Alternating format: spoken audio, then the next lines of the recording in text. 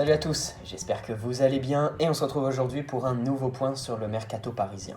Décidément, Leonardo ne chôme pas et après Sarabia et Herrera, ce sont deux jeunes, Boulka et Bakker, qui se sont engagés officiellement au PSG ce week-end. Du haut de son mètre 99, Marcin Boulka rejoint le PSG gratuitement, au terme de son contrat avec Chelsea. Le gardien polonais de 19 ans a signé un contrat de 2 ans. On peut s'interroger sur la courte durée d'un contrat pour un jeune joueur. Mitchell Bakker a lui signé pour 4 saisons. Le latéral gauche hollandais rejoint aussi le PSG libre de tout contrat, en provenance de l'Ajax Amsterdam. Le PSG étoffe son banc en pensant à l'avenir, mais on peut s'interroger sur le temps de jeu qu'auront les deux joueurs de 19 ans, surtout depuis la suppression de l'équipe réserve du PSG. Allez, on retourne du côté rumeur avec le dossier De Ligt, un feuilleton interminable qui attend toujours son épilogue. Son agent Mino Raiola a pris la parole en personne, confirmant un accord entre la Juventus et Matthijs De Ligt, et en précisant tout de même que les négociations entre l'Ajax et la Juve sont en cours. Une prise de parole officielle qui confirme bien la tendance, et même si les médias évoquaient ce week-end un retournement spectaculaire avec De Ligt entre le PSG et Manchester United, la volonté du joueur est bien de rejoindre la Juventus cet été. Il faut maintenant attendre l'accord entre l'Ajax et la Juventus, mais De Ligt ne devrait pas signer au PSG. Sandro Tonali devrait prolonger à Brescia. Malgré l'intérêt bien réel de Leonardo, son club ferait le forcing pour renouveler l'engagement de Tonali. On parle d'une prolongation de 3 ans et un salaire passant de 200 000 à 600 000 euros par an. Le joueur aurait déjà donné son accord de principe. Et puisque l'on parle d'échecs et d'Italie, autant passer sur le dossier Barella. L'Inter semble tout proche de signer le milieu de 22 ans. Une rencontre est prévue entre les différentes parties pour dessiner les contours d'un futur transfert vers l'Inter. On évoque 50 millions d'euros. Le PSG est distancé. Idem pour Alan, si ce feuilleton traîne depuis longtemps, la mère du joueur a annoncé hier soir qu'il était prêt à rester à Naples. Trop d'indices compromettants, c'est la dernière fois que j'évoque son nom dans mes vidéos. Mais si Alan n'était pas une priorité pour Leonardo, Milinkovic-Savic en est une. C'est la priorité du nouveau directeur sportif. Mais la Lazio Rome est très gourmande, peut-être trop.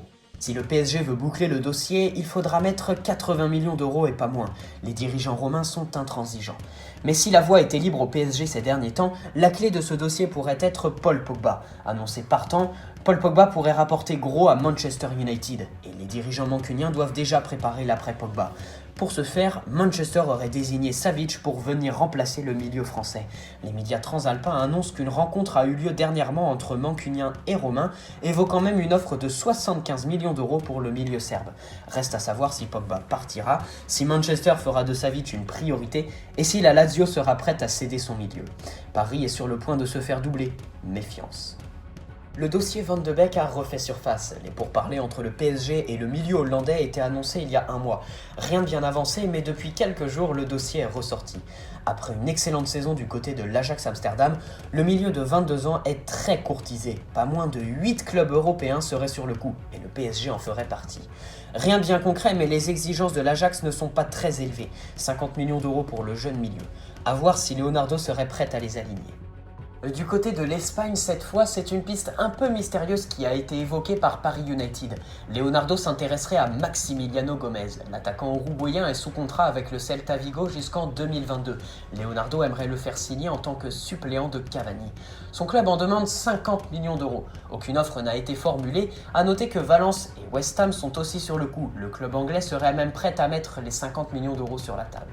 Depuis la bombe lâchée par Bild, le dossier Guerreiro n'a pas évolué. On attend. Rien ne semble concret pour Julian Weigl, et alors que l'Olympique lyonnais a été annoncé sur le point de doubler le PSG pour Abdou Diallo, l'équipe annonce qu'il n'en est rien. Aucun contact n'a été établi entre Diallo et Lyon, et donc le PSG garde la main sur le dossier.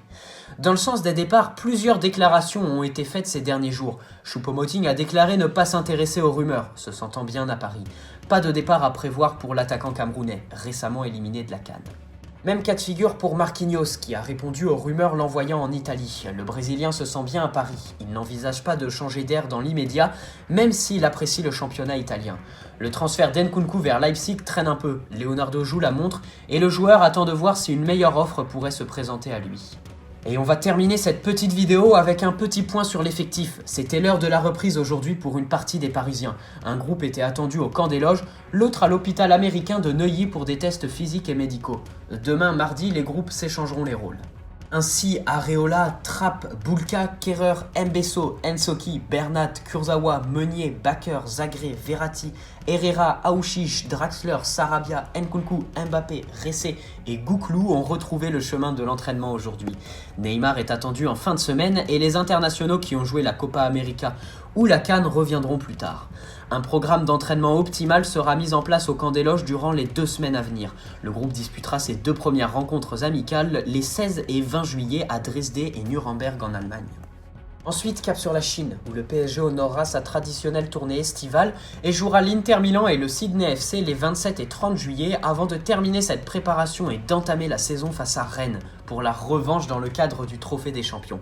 Que la saison commence! Allez, c'est tout pour cette petite vidéo. Merci d'avoir regardé jusque-là. N'hésite pas à poser un like et t'abonner si ce n'est pas déjà fait.